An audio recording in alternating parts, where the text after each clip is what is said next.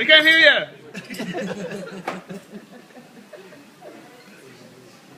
No pressure. Anytime though.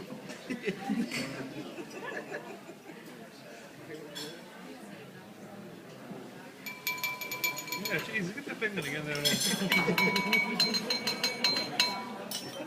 Good evening, everyone. It's a pleasure and honour to see you all here today. Alan's parents, Sheila's parents, families, neighbours and friends. If I'm honest though, it's more of a pleasure to see one man here today, and that's Alan.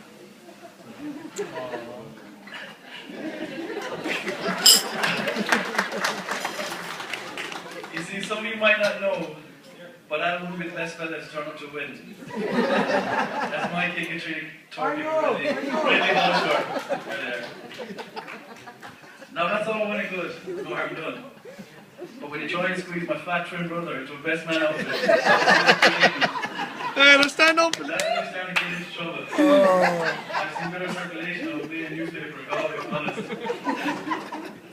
In fairness, Alan, he was sick that day, and he couldn't make it. But he made it here today. So can you give him a big round of applause to the group?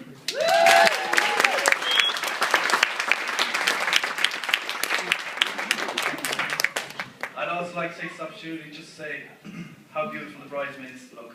Anne-Marie, Jodie and Maggie. I know.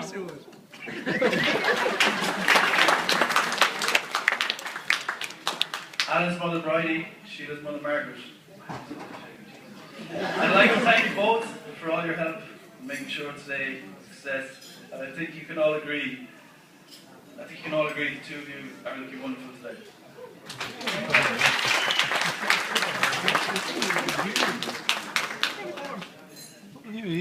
Let's not leave out the lads. Alan, Colin, Jason, Alan's father Jack, and Sheila's father Joe. Also Paige White Larkin and Flower Girls, Isabella and Siobhan.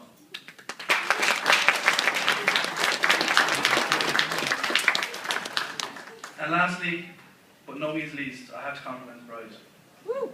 Now the rules of the best man speech dictate that I have to compliment the bride the most. Shower with compliments and so on and so forth. And I fully intend to do that, but it's not just words on the page. Sheila, you look every bit the bride today, graceful and beautiful. And it's not just me thinking it, it's everybody here today.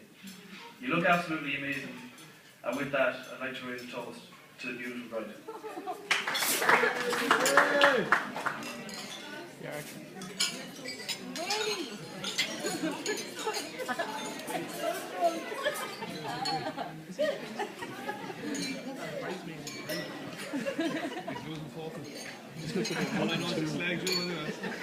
Now, how do I know the groom? To say we go way back would be an understatement. The old saying goes, you can pick your friends, but you can't pick your relatives. It's a very true saying, but not in this case. You see, me and Adam were first cousins, but that never came into it. We were always friends. Since we were children for one simple reason. He's one of the biggest messers you could ever meet, and from an early age, no one in our hometown was safe from his abuse. Whether he was taking the piss out of them, whether he was taking the piss out to the face, or imitating their voices behind their back, young and old were getting it in equal amounts. But there was always a good humour, just like the abuse you're going to receive from me now. Yeah. There are so many things there are so many stories we could tell you about this lad, like the countless nicknames he has. Lamb Chop, Chow, and the one that stuck out his life, Frisky. Yeah. We even have a name for his hairy chest, the Love Rug. And he was never afraid to show it off either.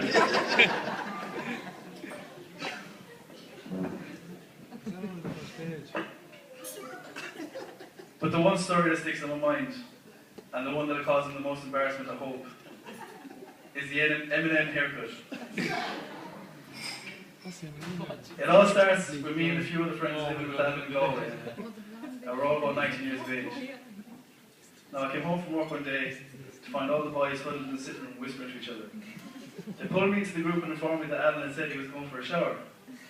Nothing new there, I said. Yeah, they said, but he's been up there over an hour.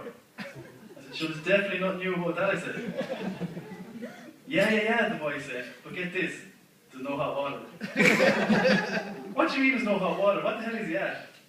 Exactly, says the boy. And with that, the door opened and in walked Alan. The love rug in full show and a towel wrapped around the neck. Now the M&M haircut is supposed to be a tight haircut with bleach blonde look. What walked in the door that day was a spiky, cat-piss yellow hairdo with third-degree burns shut in for good measure. And to make sure the job was a good one, he even did the side backs. Honestly, hands down, one of the funniest haircuts I've ever seen in my life. He didn't think so and kept the same haircut for about 2 years. The only thing he might have changed the much time he left the bleach in for. One other thing I'd like to say about Adam, and anybody that knows him can agree, he's a crazy perfectionist. A little too much at times, he's a carpenter by trade, and is a seriously talented one at that. Just because everything has to be perfect every time. Even if he is a bit slow. This trait is passed on to his personal life, with his choice of partner and no wife. But the slowness surely followed too. They were only together nearly 10 years before he popped the question, but he did it eventually. And I, for one, am glad, because he couldn't have picked a more perfect partner, friend, and no wife to share his life with. And I know I'd like to all join me in wishing the happy couple all the best for the future, and raise a toast to the new Mr. and Mrs. Amford.